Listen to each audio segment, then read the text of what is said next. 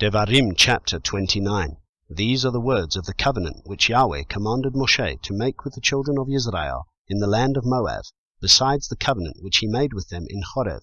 And Moshe called all Israel and said to them, You yourselves saw all that Yahweh did before your eyes in the land of Mitzrayim, to Pharaoh and to all his servants and to all his land. Your eyes saw the great trials, the signs, and those great wonders. But Yahweh has not given you a heart to know, and eyes to see, and ears to hear, till this day.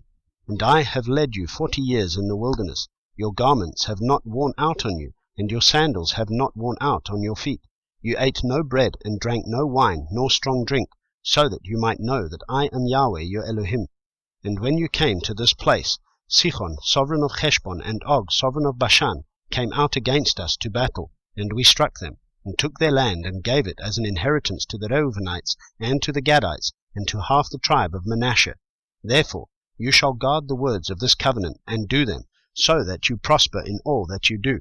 All of you who are standing today before Yahweh your Elohim, your leaders, your tribes, your elders, and your officers, all the men of Israel, your little ones, your wives, and your sojourner, who is in the midst of your camp, from the one who cuts your wood to the one who draws your water, so that you should enter into covenant with Yahweh your Elohim, and into his oath which Yahweh your Elohim makes with you today, in order to establish you today as a people for himself, and he himself be your Elohim, as he has spoken to you, and as he has sworn to your fathers, to Abraham, to Yitzchak, and to Yaakov.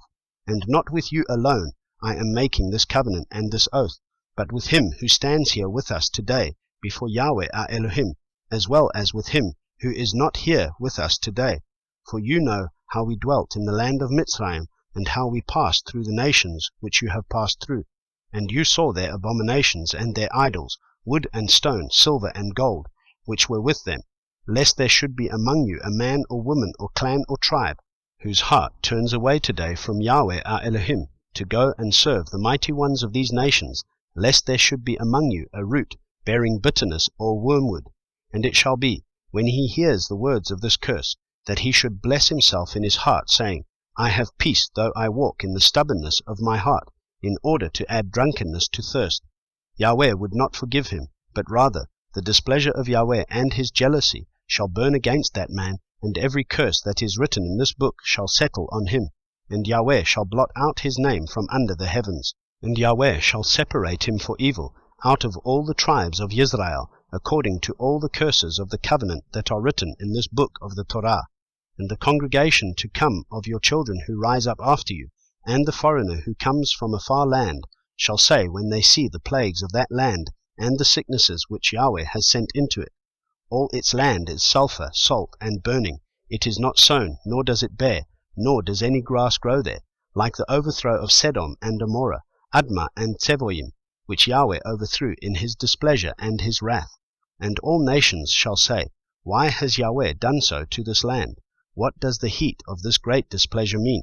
And it shall be said, Because they have forsaken the covenant of Yahweh Elohim of their fathers, which he made with them when he brought them out of the land of Mitzrayim.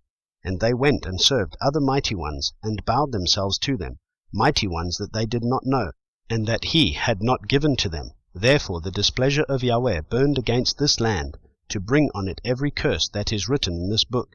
And Yahweh uprooted them from their land in displeasure, and in wrath, and in great rage, and cast them into another land, as it is today. The secret matters belong to Yahweh our Elohim, but what is revealed belongs to us and to our children forever, to do all the words of this Torah.